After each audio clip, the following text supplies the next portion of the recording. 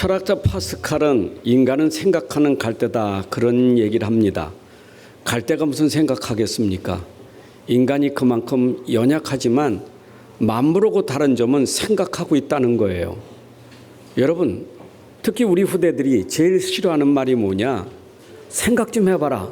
이 소리 싫어합니다. 사람이 힘들 때는 생각조차 하기 싫어요. 그냥 아무 생각 없는 거. 그래서 멍 때리기 대회도 있습니다. 아무 생각 없는 것. 여러분, 아무 생각 없이 일을 한다? 사업을 한다? 그것만큼 무모한 게 없어요. 그래서 우리는 생각이 굉장히 중요해요. 내 영적인 상태, 내 삶의 상태는 굉장히 생각이 중요해요. 그래서 우리는 생각하는 존재예요. 여러분의 영적 상태도 생각 굉장히 중요해요. 여러분, 모든 게 다 의미가 있지 않습니까? 그래서 생각해 보는 거예요. 내가 밥을 먹어도 생각해 봐야 돼요. 왜 밥을 먹는지. 후대가 공부하면 왜 공부하지? 생각해 봐야 돼요. 의미 없는 공부, 의미 없는 일, 그거 험한 인생이요. 가치 없는 인생이요. 우리가 진짜 중요하잖아요. 모든 것에 내가 하는 일, 내가 있는 그 자리, 모든 것에 다 의미가 있는 거예요. 생각을 해봐야 돼요. 여기 이 자리에 모였습니다. 우리 왜 모였습니까? 모여서 뭐 합니까? 세상에 그렇게 많은 사람들인데 왜 여러분들을 뽑아서 여기 앉혔습니까? 우리가 왜 모였을까요? 우리 생각해 봐야 돼요. 여기 뭐 하는 데입니까? 뭐 하는 데 여기가? 우리 생각해 봐야 돼요. 여러분, 여기는 영적 기관이에요. 세상이 절대 말할 수 없고 말하지 않는 영적 기관이에요. 그래서 여기만큼은 영적인 얘기가 있어야 되는 거예요. 우리가 모였는데 영적인 얘기를 들어야지. 세상은 세상 얘기하니까 그럼 거기서 그렇게 얘기하면 되는데 여기는 그렇지 않아요. 목사님이 여기서 정치 얘기하고 경제 얘기하고 세상 얘기해 보세요. 그게 무슨 교회입니까? 여러분들 그게 필요합니까? 그거는 밖에 나가면 다른 사람들이 더 잘해요. 근데 교회에 와서 영적인 얘기이기 때문에 나는 그 말을 안 듣는다, 안 들린다, 관심 없다. 물론 교회에 와서 깨달아지는 시간이 있지만 여러분들은 그런 생각 가진 자체가 의미가 없는 거예요. 그렇잖아요. 여기 와서 내가 들으려고 하는 것은 하나님 얘기 들으려고 하는 건데, 영적 세계 세계 들으려고 하는데 목사님 맨날 하나님 얘기만 하고 영적 얘기만 하고, 그럼 목사 세울 이유가 없어요. 성경 가지고 우리가 지금 영적인 얘기하는데 이거 펴놓고 내가 여기서 정치 얘기해 보세요. 모일 이유가 없어요. 드라마 얘기나 하고 말이요, 스포츠 얘기나 하고 부동산 얘기하고 모일 이유가 없는 거예요. 교회가 세워질 이유가 없는 거예요. 여기는 영적인 얘기가 필요한 곳이에요. 영적인 게 뭡니까? 여러분, 영적인 게 뭡니까? 영적인 건 안 보이는 거예요. 안 보이는 건데 있는 거예요. 지금 그 얘기하는 거예요. 그러니까 여기 와서 영적인 거 모르면 보이지도 않지, 들리는 것도 없지, 무슨 느낌도 있는 것도 아니고. 근데 들어보세요. 내가 이해 안 되지. 보이는 것도 들리는 것도 아니고 이해 안 되잖아요. 그러면 내가 안 들리니까 졸릴 수밖에 없어요. 관심이 없는 거예요. 그래서 이런 거 유혹하려고 그 코미디 하는 사람 있어. 강단에 코미디 하는 사람 웃기려고. 이런 코미디 장소가 아니에요, 여기요. 웃기는 얘기 얼마나 많습니까? 여기가 그 얘기하는 데가 아니라니까. 어쩌면 사람은요, 영적인 건 안 듣고 웃기는 얘기만 남아. 큰 목사님 재밌대. 왜 재밌느냐? 웃기는 얘기하니까. 여러분들이 진짜 하나님의 사람이라면 우리는 영적인 얘기를 들어야 돼요. 왜 그렇습니까? 하나님 우리를 만드실 때 우리 영적인 존재로 만들었어요. 우리 영적인 존재로 만들었어요. 하나님 만드실 때. 아니, 똑똑한 원숭이도 영적인 존재가 아니에요. 집에서 기르는 개도 영적인 존재가 아니에요. 영적인 존재는 오직 인간밖에 없어요. 사람만 영적인 존재예요. 그래서 사람만 하나님 예배할 수 있는 거고 하나님 말씀을 들을 수 있는 거예요. 죽었다는 말은 뭡니까? 죽었다는 말은 영혼과 육체가 분리된 게 죽음이에요. 그럼 내가 아직 살아있다는 말은 내가 영혼이 있다는 거예요. 불신자도 영혼이 있어요.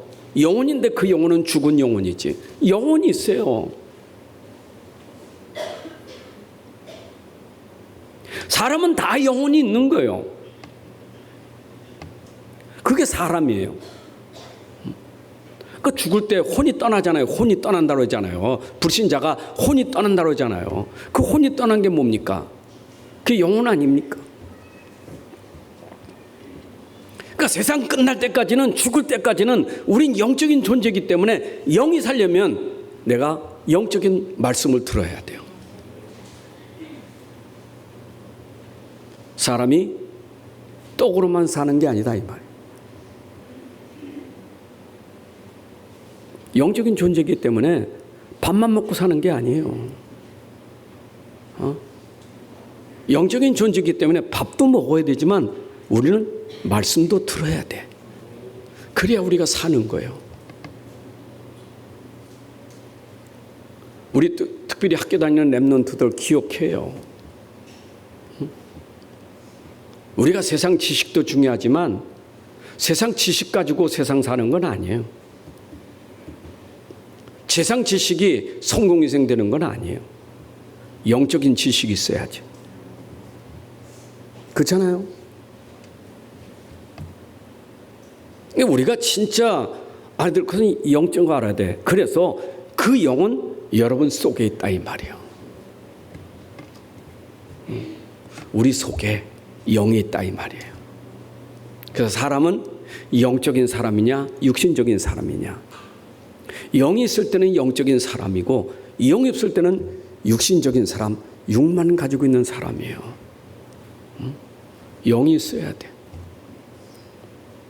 그래서 고린도후서 4장 16절에 우리가 낙심하지 않으니 우리의 겉사람은 낡아지나 우리의 속사람은 날로 새로워지도다. 여러분 겉사람이 뭐지요? 우리 육이요. 우리가 눈에 보고 있는 그 사람, 그게 겉사람이에요. 겉사람만 있는 게 아니에요. 그 겉사람 속에 속사람이 있어요. 우리는 겉사람으로 살지만 또 중요한 것은 속사람으로 사는 거예요. 사람의 가치는 겉사람으로 사는 사람하고 속사람으로 사는 사람은 가치가 다른 거예요. 제가 그래서 서두에 말하는 거예요. 생각 없이 사는 사람하고 생각하고 사는 사람은 다른 거예요. 그렇잖아요. 말을 해도 생각 없이 말하는 사람은 함부로 말하잖아요. 막 말하잖아요. 그러나 생각하는 사람 말 함부로 안 합니다. 그게 속사람이에요. 여러분 생각 마음은 우리 속에 있다 이 말이요. 우리 육신 속에 있다고요. 육으로만 사는 게 아니에요. 우리는 생각 마음을 가지고 있기 때문에 우리는 생각도 해봐야 돼요. 우리가 마음도 바르게 가져야 되는 거예요.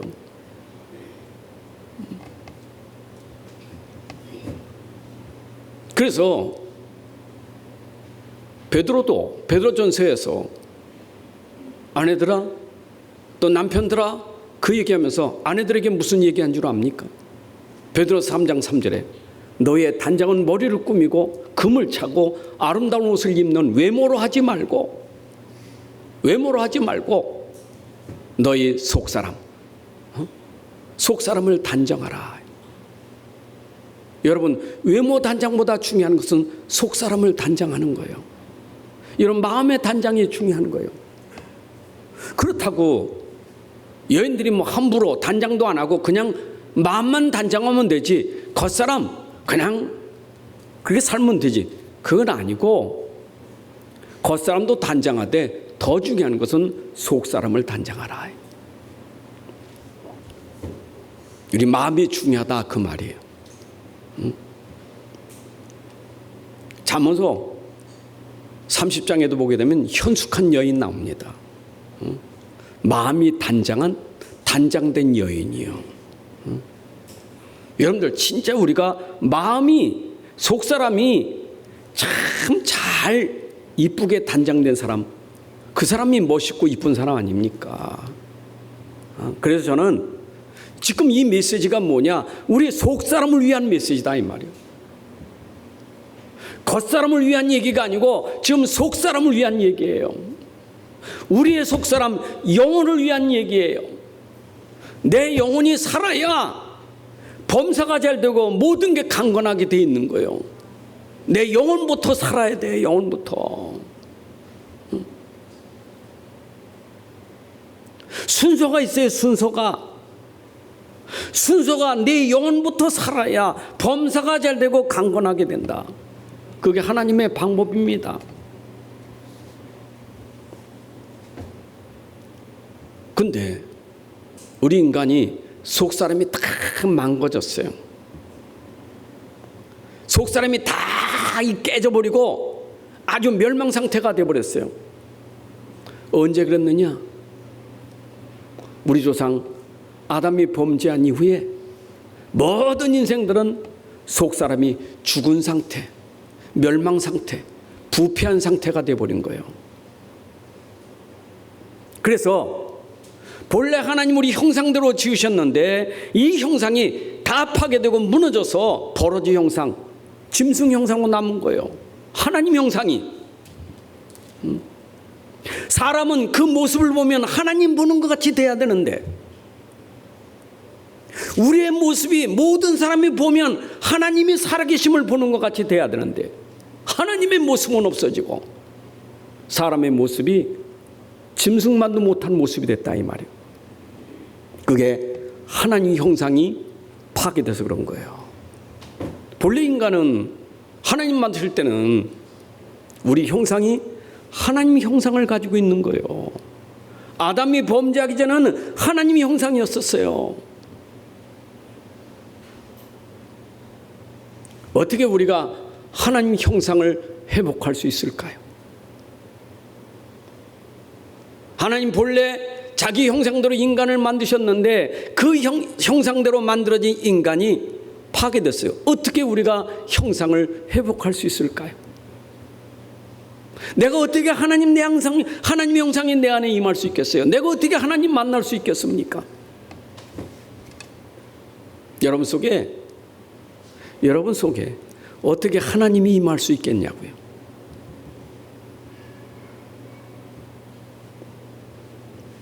우리는 하나님 만날 수 있는 능력도 없고 힘도 없고 없어요. 무능해요. 아니 죽은 사람이 어떻게 살 수 있냐고요. 헐무가 죄로 죽은 사람이 어떻게 살아날 수 있... 하나님 모르는 사람이 어떻게 하나님 알 수 있겠습니까?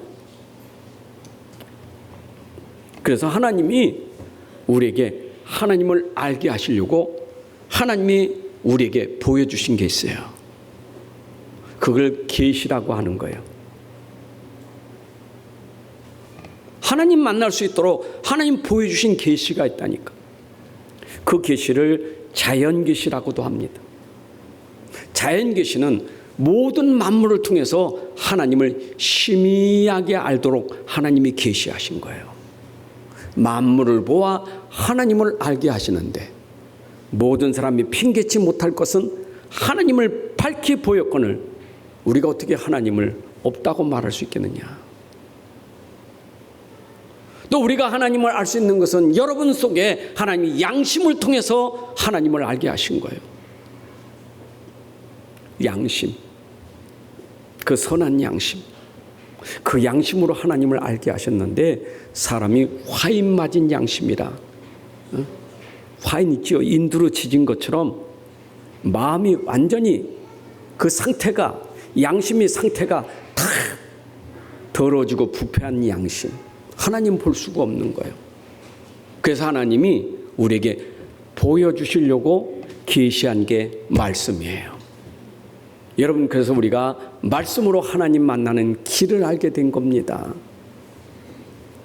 하나님은 자기를 어떻게 나타내셨느냐? 말씀 가지고 나타나신 거예요. 그게 바로 요한복음 1장 1절부터 14절에 그는 말씀이시고 하나님이시고 생명이고 빛이는데 육신을 입고 이 땅에 오신 그분이 말씀으로 우리에게 나타나신 거예요. 그 말씀이 사람의 몸을 입으셨는데 그분이 누구냐? 예수 그리스도. 그래서 예수님을 통해서 우리가 하나님을 알게 되고 하나님을 믿게 되고 하나님 만나게 되는 거예요. 그래서 이 성경 말씀은 하나님 만나는 길이에요.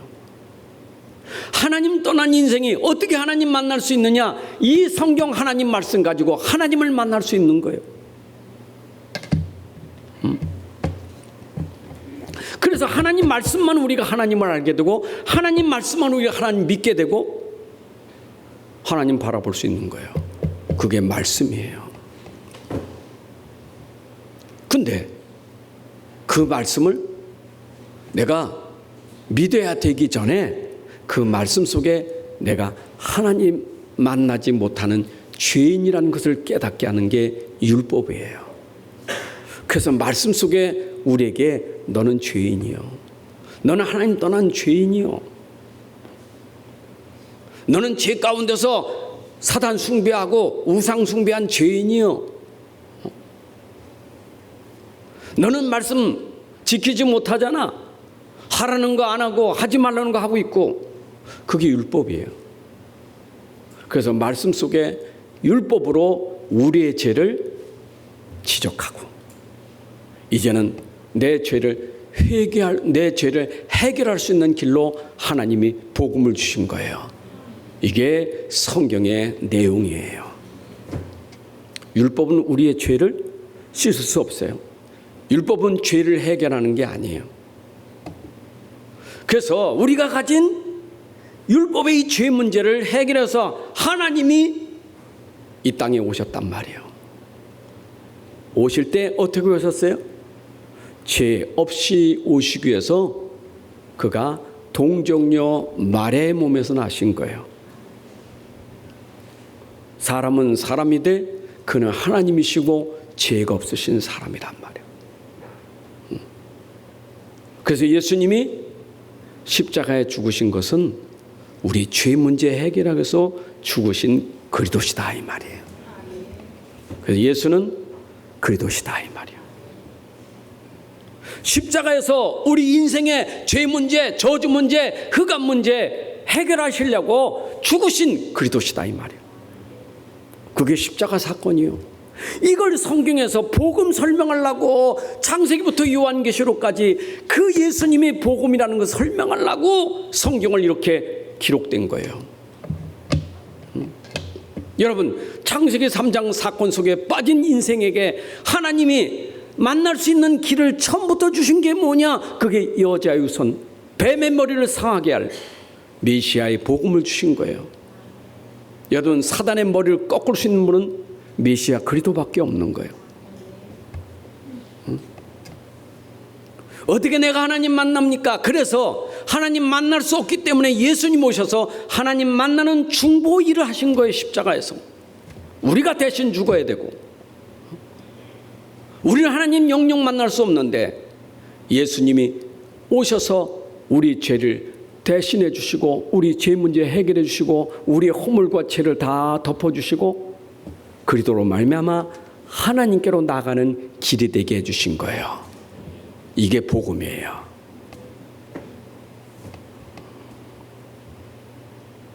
성경 속에 숨겨진 복음의 비밀이잖아요. 그래서 여러분, 성경은 다른 책이 아니요, 성경은 이 복음 설명을 하고 쓴 책이요. 이거 복음의 책입니다. 복음. 이 성경 말씀은 우리를 살리는 복음의 말씀이요. 불신자가 합니까?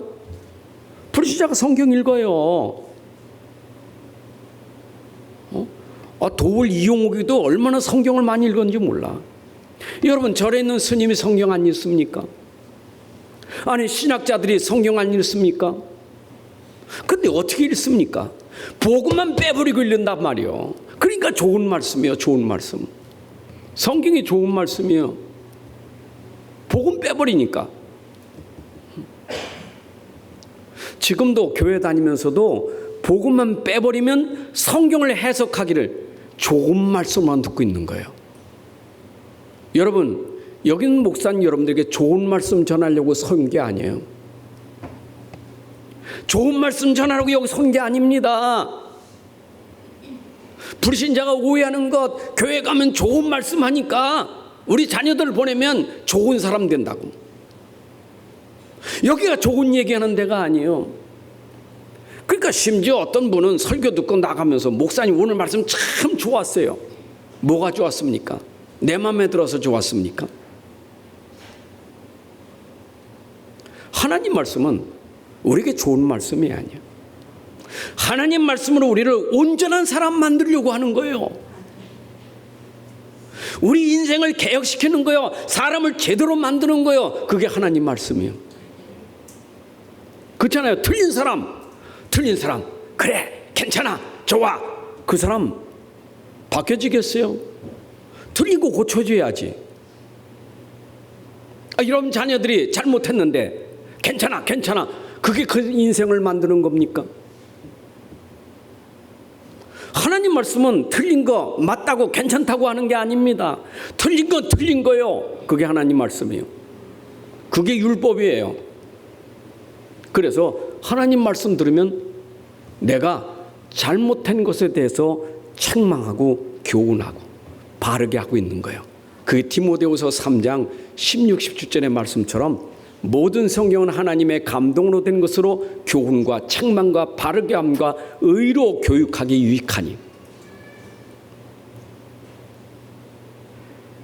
왜? 이는 하나님의 사람으로 온전하게 만들고 선한 일을 행할 능력을 갖추게 하려 함이라. 여러분, 누가 선한 일을 할 수 있겠어요? 아니, 도둑놈도 선한 일 할 수 있어요. 도둑질하다가 선한 일 할 수 있어요. 그게 선한 일입니까? 인격정리처럼. 여러분들이 진짜 선한 일이 뭐냐고요? 이 세상에 선한 일이 없다, 하나도 없다 그랬어요. 아무도 없어요. 선한 사람 아무도 없어요. 어떻게 선한 사람 될 수 있습니까? 하나님 말씀으로 내가 하나님의 사람이 되어야 선한 일을 할 수 있는 능력을 갖추게 되는 거예요. 여러분들이, 여러분 자녀가 이 땅에서 선한 일을 하게 만들려면 하나님 사람 돼야 돼요. 하나님 사람으로 바꾸는 게 책망이에요. 여러분, 성경에 설교하는 사람들 보십시오. 초대교회 베드로가 설교할 때 어떤 설교했습니까? 초대교회가요, 모여서 베드로 설교 들을 때 그 설교 듣고 마음에 찔려, 말씀 듣고 마음에 찔려, 우리가 어찌할꼬? 회개하라. 회개하고 성령을 받으라. 여러분이 찔리면 회개하고 예수 믿어야 돼요. 맞죠? 그게 복음이에요. 복음은 반드시 회개가 있는 복음이어야 되지, 회개 없으면 안 돼요. 회개가 뭡니까? 내가 하나님 떠난 거, 그거 뉘우치는 게 아니요, 떠나서 이제 돌아서야 되지. 내가 죄에서 어떻게 떠나야 되지, 사단에게서 떠나야 되지. 그게 회개 아니겠어요? 어떻게 내가 떠날 수 있습니까? 알아야 떠나지. 모르는데 어떻게 떠납니까? 내가 어떻게 죄를 버릴 수 있고 내가 어떻게 사단의 손아귀에서 빠져나올 수 있겠어요? 알아야지. 알려주기 위해서 성경에 그리스도를 설명하는 거예요. 여러분들이 진짜 예수님이, 내가 믿는 예수님이 누군지 진짜 알아야 버릴 거 버리는 거예요. 떠날 거 떠나는 거예요. 멀리 할 건 멀리 하는 거예요. 그래서 복음 들어야 사람이 바뀌어지는 거예요. 아멘. 저는 복음 모를 때 내 의지로, 내 신념으로, 내 생각으로 나는 내가 고칠 줄 알았어. 내가 의지가 있고 내가 뭔가 하면 나 고칠 줄 알았어. 그런데 지나보니까 내가 능력이 없어요. 잠시는 육체의 경고는 잠시, 그러나 결국 나를 바꿀 수 없었어요. 여러분, 사람이 노력하다가 안 되면 노력한 것만큼 허탈한 거예요. 나도 내 생각 바꿔서 좀 바르게 살아보려 하는데 안 되니까 얼마나 허탈한지 몰라요. 근데 이 복음 듣고 내가 할 수 없는 그 일을 이분이 할 수 있구나. 그게 내게 믿음이 되니까 그 능력이 버려지게 만들더라, 그 말이에요. 이게 하나님이 온전한 사람을 만드는 거예요. 그래서 하나님 말씀, 우리가 온전하기 때문에 디모데후서 4장 2절에 너는 말씀을 전파하라. 때를 얻든지 못 얻든지 항상 힘쓰라. 여러분, 말씀에 우리가 힘써야 살아날 줄로 믿습니다. 말씀만이. 자, 그래서 성경의 말씀은 흐름이 있잖아요. 쫙 말씀의 흐름이 있잖아요. 말씀의 흐름을 잘 타고 가야 돼요. 오늘 이 자리에서 말씀 듣는 것은 갑자기 오늘 튀어나온 말씀이 아니라 성경 속에 흐르고 있는 그 말씀 속에 오늘 그 자리에, 그 대열에, 그 시간표에 여러분들이 있는 거예요. 말씀이 가다가 갑자기 튀어나온 게 아니고 그 전부터, 영세전부터 있었던 말씀이 지금 계속 흐르는 그 속에 우리가 그 시간표에 있는 거예요. 그럼 성경에 있는 말씀의 흐름은 뭘까요? 그게 창세기에서부터 나오는 거예요. 창세기부터 나오는 거예요. 우리는 창세기 끝난 게 아니라 창세기 흐름은 지금도 계속되고 있는 거예요. 그래서 우리가 또 창세기 3장 얘기하는 것은 오늘 그 흐름 속에서 그것도 알아야 되기 때문에요. 왜 아담과 실패가 합니까? 왜 가인이 실패했습니까? 왜 이스라엘 백성들이 애굽에서 실패하고 바벨론가 실패했습니까? 이유가 뭡니까? 말씀의 흐름을 타지 않았기 때문이에요. 그럼 지금도 똑같아요. 말씀의 흐름을 타야 돼요. 그 말씀의 흐름을 잘 탄 사람이 많이 있지만 오늘은 바울이 편지를 썼는데 그 바울이 쓴 편지 속에 말씀의 흐름이 담겨진 거예요. 자, 보세요. 바울이 말씀 속에 바울이 쓴 성경이 13권이잖아요. 히브리서까지 14권인데 바울이 쓴 13권 속에 보세요. 바울의 말씀 흐름이 저 창세기부터 그 말씀의 흐름 속에 지금 연결되고 있잖아요. 그렇잖아요. 물의 흐름이 끊어지면 안 되잖아요. 물의 흐름이 저 한강 꼭대기부터 흘러내려온 그 물이 어디까지, 바다까지 연결되어 있는 거예요. 물의 흐름이. 말씀의 흐름이 끊어지지 않아. 그대로 흐르는 거예요. 그래서 바울이 깨닫는 복음이 뭐냐? 그 복음이 바로 창세기 3장 15절에서 말했던 그 복음을 깨달은 거예요. 여러분이 붙잡을 복음, 그 내용이 뭡니까? 바로 창세기 3장 15절에 있는 복음이 우리의 내용이에요. 자, 창세기 3장 15절은 뭡니까? 창세기 3장 15절을 하나님이 주신 이유가 뭐냐? 3장이라는 근본 문제가, 영적 문제가 해결되는 길은 그것밖에 없기 때문에 복음 주신 거예요. 그럼 복음 모르면 어떻게 되죠? 창세기 3장의 영적 문제는 여전히 있는 거예요. 여러분, 창세기 3장 문제가 세월이 지나가니까 없어지는 게 아니고 그 창세기 3장 문제는 영원한 문제예요. 어디 지옥까지 가는 문제예요. 그러니까 그 속에서 복음 깨달은 사람들은, 시대마다 복음 깨달은 사람들은 그 속에 다 빠져나왔어요. 그게 믿음의 사람들이요. 그게 복음 가진 사람이요. 그럼 이 시대 나와 여러분들이 창세기 3장 15절 붙잡았기 때문에 빠져나온 거예요. 이게 복음의 내용이요. 빠져나온 걸 구원이라는 거예요. 인생은 급한 게 구원이잖아요. 인생의 선한 일에 가장 중요한 선한 일이 뭡니까? 죽어가는 살리는 게 가장 선한 일 아니겠어요? 육신 살리는 것보다 더 중요한 건 영혼 살리는 게 최고의 일이에요. 저는 예전에 그 영혼, 그 구원에 대한 희미함이 있으니까 자꾸 사람 봐요. 자꾸 사람을 보게 돼. 영혼을 보는 게 아니고 그 사람의 구원을 보는 게 아니라 사람을 본다니까. 저 사람 왜 저래? 왜 저런 모습일까? 왜 저러고 다닐까? 전부 사람 모습이었었어요.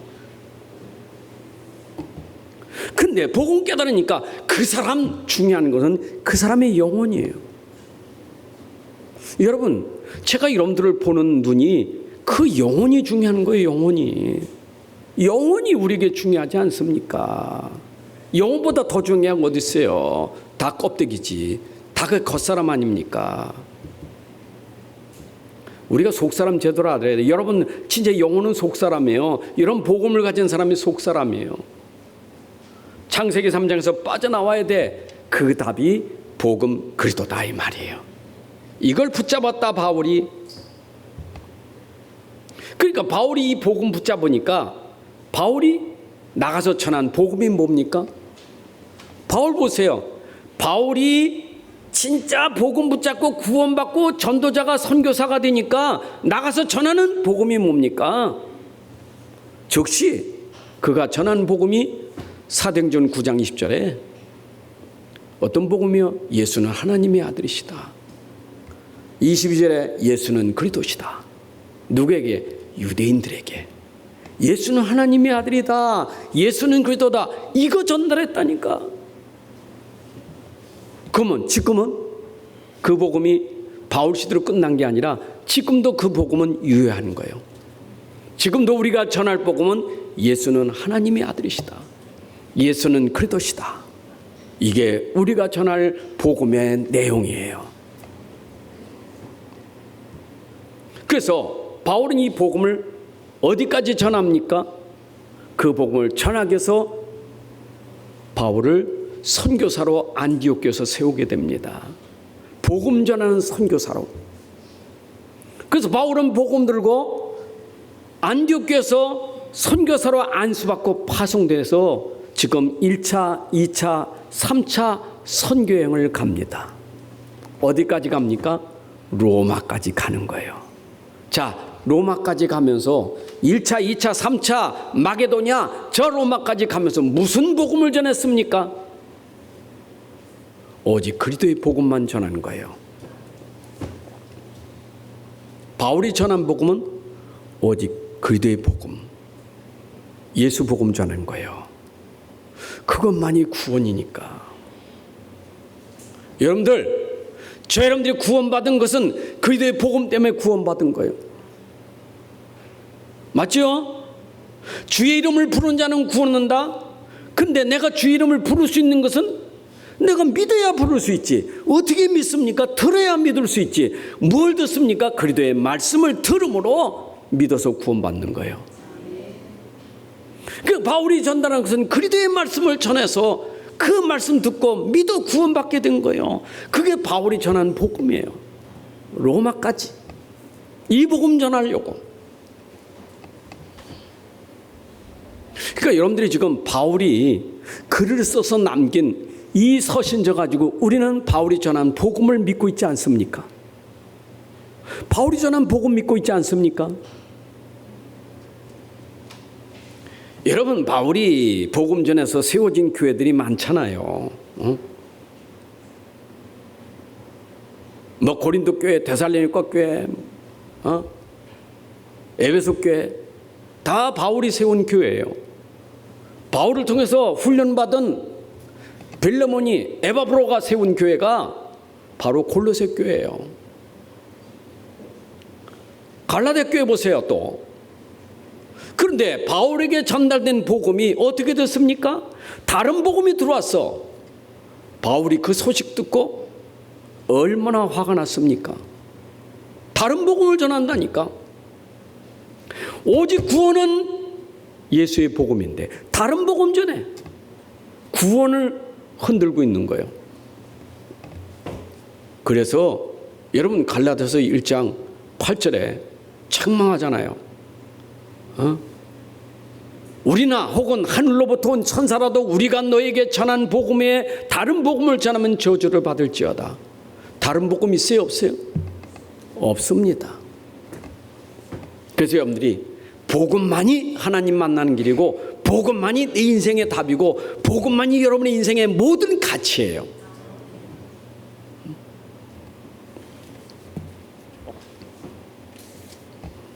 바울은 이 복음 전하다 감옥에 들어갔습니다. 그렇죠? 에베소 3장 4절에 그가 감옥에 들어가 깨달은 게 뭐냐? 그의 비밀을 깨달아 전달하게 됩니다. 여러분, 바울이 깨달은 복음이 전달돼 그리스도의 비밀이 전달되는 거예요. 여러분, 오늘도 성경에 기록된 그리스도의 비밀, 복음이 바울을 통해서 전달된 거예요. 믿으시기 바랍니다. 바울은 이 복음, 이게 자기의 인생 전부였었어요. 자기는 죽든지 살든지 오직 그리스도의 복음만 나타나기를 원했어요. 빌립보서 1장 27절에 오직 너희는 그리스도의 복음에 합당하게 생활하라. 나는 복음이 모든 것인데 너도 그리스도의 복음에 합당하게 생활하라.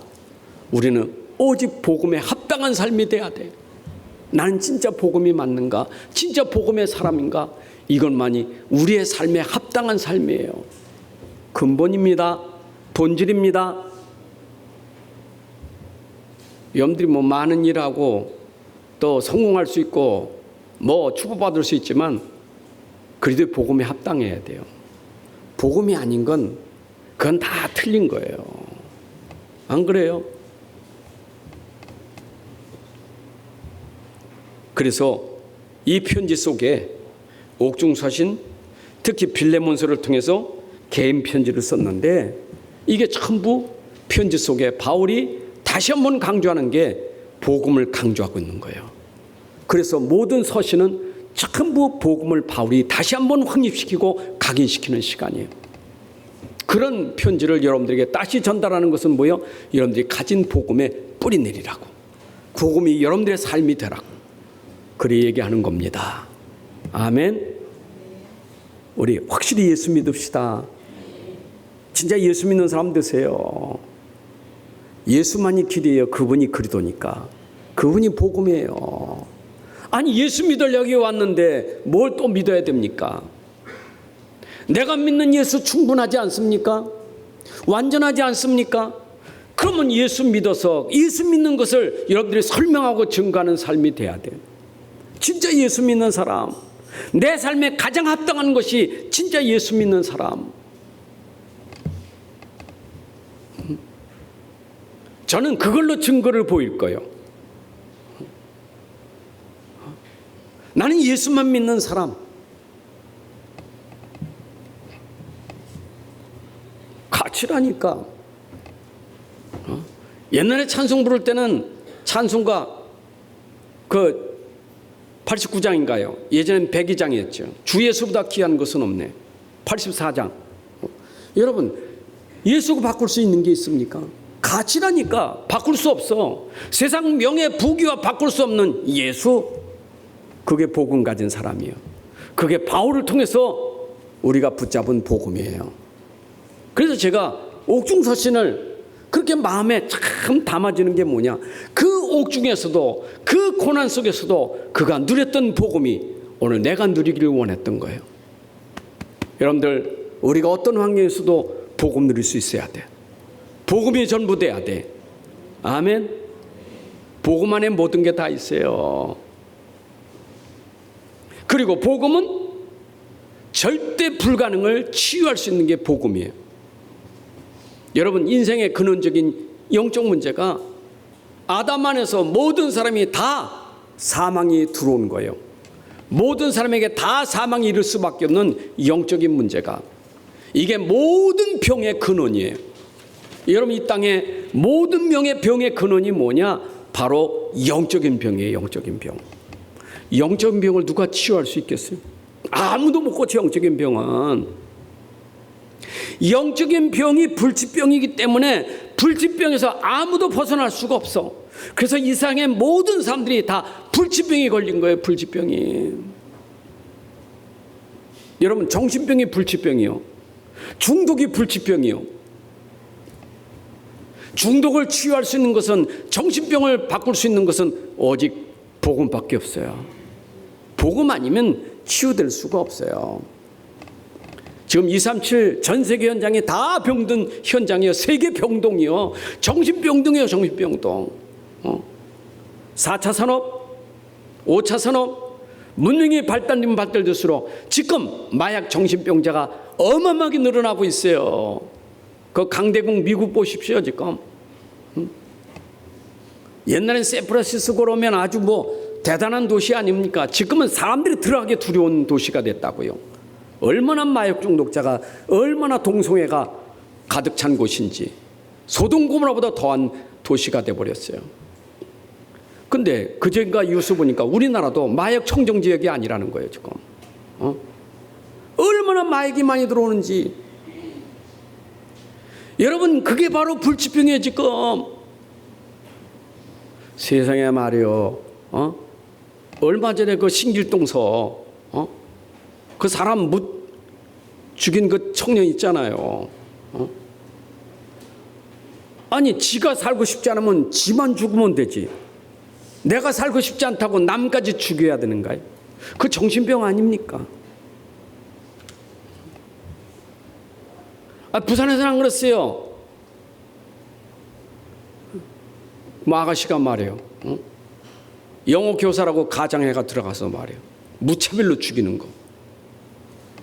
지금 마약병, 이 마약으로 인해서 일어난 병이요, 지금 심각합니다. 지금 청소년들, 지금 학교 지금 청소년들이 그 접하고 있다니까. 그래서 학교에 지금 이 마약 그 가르치는 강사에 들어가서 하고 있다니까. 지금 저는 마약보다 더 무서운 병이 있어.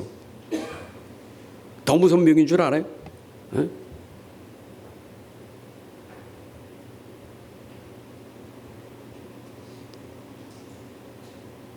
짐작 안 가요? 핸드폰 중독. 다 바보 만들어버렸어요. 지금 전 세계가 다 바보예요. 지금 핸드폰에 중독돼가지고. 여러분, 마약보다 더 무서운 게 지금 핸드폰에 중독이에요. 대화가 안 돼. 대화가 안 돼. 부부도 대화가 안 되고, 가족도 대화가 안 되고. 저는 이 심각합니다. 이거 보통 문제가 아니고요. 우리 랩런트들 마약보다 더 무서워. 핸드폰 못 끊어요. 중독병에 걸렸어요. 지금 보통 문제가 아니고요. 그거 어떻게 치유할 수 있겠어요? 이건 보고만 아니면 안 돼. 진짜입니다. 성경에 보세요. 불치병자. 오늘 빌레몬스에서 치유된 거 보세요. 오네시모. 버려진 자입니다. 쓸모없는 자입니다. 그런데 바울을 통해서 복음으로 사람이 바뀌어졌어요. 감옥에 갇혔을 때 그 감옥 중에서 낳은 아들 오네시모, 그 사람이 어떻게 바뀌어졌습니까? 전에는 그가 무익한 자인데 이제 유익한 자가 되었다. 또 뭐라고 말합니까? 그는 내 신복이 되었다. 또 뭐라고 말합니까? 그는 나를 섬기는 자가 되었다. 여러분, 그가 진짜 복음 만나고 인생이 바뀌어져 버렸어요. 도둑질하면서 못된 짓 한 쓸모없는 사람이 복음 만나가지고 인생이 바뀌어졌다니까. 여러분, 인생을 바꿀 수 있는 건 복음밖에 없어요. 그럼 빌레몬도 치유돼야 돼. 응? 여러분, 빌레몬이 마치 집 나간 탕자, 누가 보면 15장에 나오는 큰아들 작아들 있잖아요. 작은 아들이 밖에 나가서 호랑방탕하다가 돌아왔으면 얼마나 귀합니까? 응? 얼마나 귀하냐고요. 그 한 영혼이 돌아왔는데 큰아들, 그게 못마땅한 거예요. 아버지도 불평하는 거예요. 나 있을 때 염소 한 마리도 안 잡아주더니 말이야. 저거 다 탕진하고 온 저 자식에게 뭔 잔치를 벌여준다고? 불만이 많았어. 꼭 그런 격이요.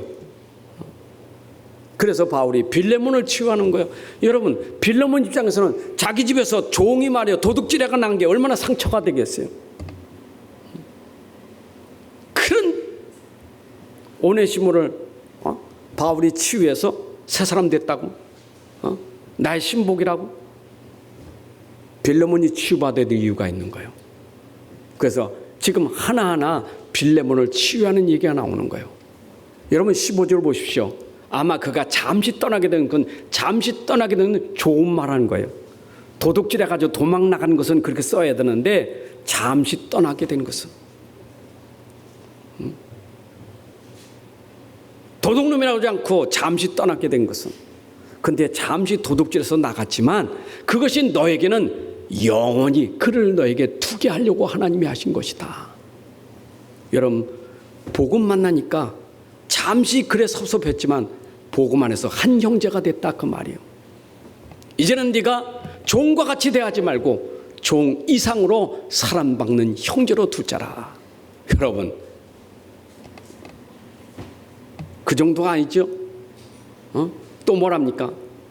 도둑했으니까 빚진 거 있을 거 아니요. 계산해야지, 계산. 그럼 빌레몬이 야, 내가 훔쳐간 거 계산해야지, 그럴 거 아닙니까? 바울이 편지 쓴 거예요.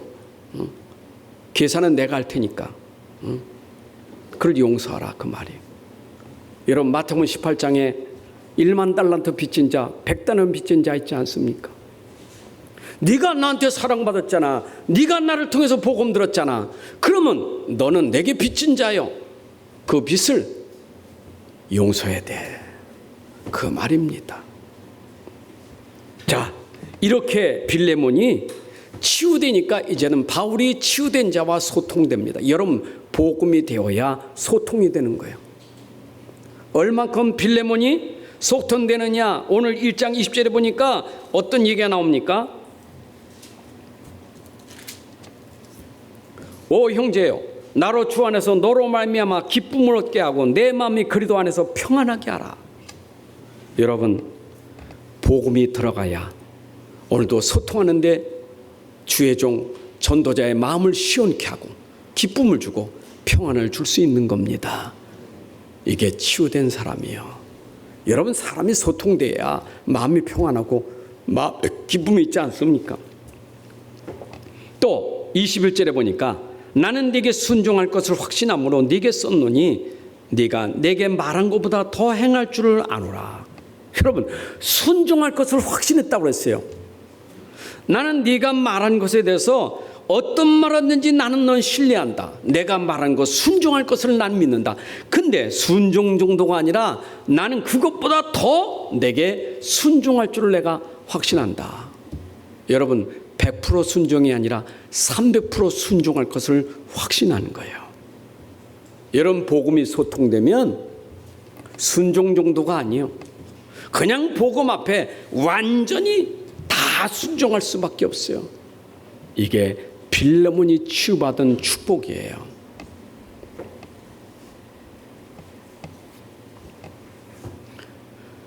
그리고 또 보니까 21절, 22절, 오직 너는 나를 위하여 숙소를 마련하라. 여러분, 숙소 마련하래. 진짜 복음이 치유되고 마음이 편하니까 내가 할 말을 마음대로 할 수 있는 거예요. 아무한테나 내 숙소 좀 마련하잖아. 그 소리 하겠어요? 아니 그럼 선교사님이 와가지고 여러분들에게 장로님 내 숙소 좀 마련해 주세요. 일단은 생각해 볼 거예요. 왜 그 말씀하시지? 왜 나에게 이 말을 하지? 생각할 거 아니겠어요? 근데 빌레몬은 생각할 거 없어. 더 이상 생각할 것도 없어. 전도자 바울이 말하는 그냥 100% 순종하는 거예요. 따지도 묻지도 않았어. 안 그래요? 근데 아마 오늘날 그래 말하면 따지고 물을 거예요. 우리 교회는 없고. 여러분들이 진짜 이렇게 바울과 빌레몬이 소통할 수 있는 그 축복을 받았다는 것, 이게 치유입니다. 자, 그러면 이제 23절에 뭐라 했어요? 그리도 예수 안에서 나와 함께 갇힌 자. 여러분 이제는 그리도 안에서 함께 갇힌 자, 이 말은 하나님과 함께하는 자. 여러분들이 하나님과 함께하는 자, 그리도와 함께하는 자 되시기 바랍니다. 그래서 복음 때문에 내가 갇힐 때 너희도 복음 때문에 나와 함께한 자가 되었다, 그 말이에요. 끝까지. 그리고 또 뭐라 했습니까? 24절에 나의 동역자, 그 이름을 댔습니다. 마가, 아리스타고, 데마, 누가. 여러분 나의 동역자 하면서 이름을 지금 열거합니다. 여러분들이 진짜 끝까지 동행하는데 그 전도자에게 기억될 수 있는 이름, 동역자의 이름이 기억될 수 있는 것, 이게 축복이에요. 여러분 평생 그 전도자가 머릿속에 기억하는 동역자가 된다는 거, 이게 축복이에요. 여러분 로마서 16장에 보십시오. 바울이 그 동역자들 열감해서 전부 이름을 대잖아요. 이름을. 나의 동역자 브리스가 부부, 나의 보호자 베베, 그렇죠? 나의 사랑받는 자, 인정받는 자, 나의 식주인, 전부 쫙 이름 대잖아요. 여러분 이것이 복음으로 소통되는 동역자들이에요. 복음만이 소통될 수 있는 거예요. 이게 교회예요. 이게 교회입니다. 특히 여러분들이 어려울 때 나와 함께한 사람이 기억됩니다. 좋을 때 말고 진짜 내가 위기가 왔을 때, 진짜 어려울 때, 그때 내가 감옥에 갇혔을 때, 그때 나를 도왔던 그 사람들이 기억나는 거예요. 얼만큼 바울이 기억했느냐면 목이라도 내올 만큼 그렇게 동역자 됐다고 로마서 16장 3절 4절에 자기 목숨이라도 내놓을 만큼 그렇게 동역자가 됐다고 했어요. 갈라디아 4장에도 보면 이런 말씀이 있는데 눈이라도 빼어줄 만큼 그렇게, 갈라디아 4장 15절에 그게 사랑과 그 마음이 자기 눈이라도 빼어줄 만큼 그렇게 함께했다고 했어요. 여러분 전도자에게 내 눈 빼줄 만큼 그렇게 사랑하고 순종하겠어요? 목숨 내놓기도 힘들고 눈 빼주는 것도 힘들어요. 근데 그런 표현을 보십시오. 얼마나 소통이 됐으면 그 소리 하겠어요. 그러니까 이제 축복 기도를 합니다. 그게 바로 25절입니다. 우리 주 예수 그리스도의 은혜가 너희 심령과 함께 있을지어다. 여러분 주의 종이 축복하는 이 비밀, 그리스도의 은혜가 너희 심령에 있을지어다, 네 영혼 속에 있을지어다, 그 심령 속에 임한 영적인 힘이 너에게 있을지어다. 오늘도 하나님 주시는 그 힘을 오늘도 이 축복 기도를 통해서 여러분들에게 임해야 돼요. 그게 여러분들에게 임한 말씀이고 영적인 힘이에요. 자, 오늘 우리는 복음 가진 동역자들, 특별히 치유된 동역자들, 우리 모두가 다 복음으로 하나 되는 치유된 동역자가 되어서 우리 현장 살리고 시대 살리는 주역이 되시기를 주님의 이름으로 축복합니다. 하나님 아버지 감사합니다. 오늘도 귀한 시간 주셔서 또 말씀을 전하고 말씀 듣게 해주시니 감사합니다. 오늘도 복음 안에서 우리에게 생명 주시고 또 이렇게 치유의 축복을 주신 것 감사합니다. 이제 복음 안에서 우리가 소통하여 교회 살리고 현장 살릴 주역으로 다 쓰임받게 하여 주옵소서. 예수 그리스도의 이름으로 기도합나이다. 아멘. 이제는 우리 주 예수 그리스도의 은혜와 아버지 하나님의 크신 사랑과 성령님의 인도 역사 충만하심이 오늘 함께 예배하는 주의 백성들 머리 위에 가정과 산업과 후대 위에 이제로부터 영원까지 함께할지어다. 아멘.